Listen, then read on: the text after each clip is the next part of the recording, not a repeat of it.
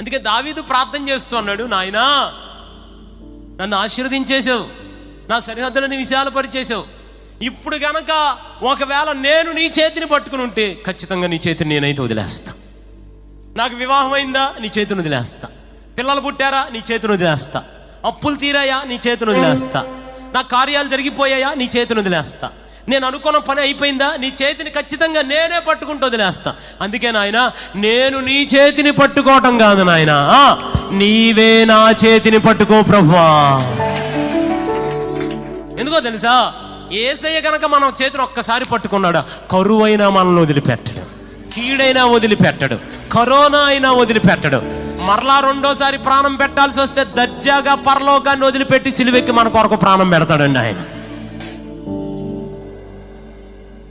నేను నమ్ముతున్నాను, ఈ యానివర్సరీ సందర్భంగా మన అందరి చేతులు పట్టుకుని బాబోతాడు దేవా.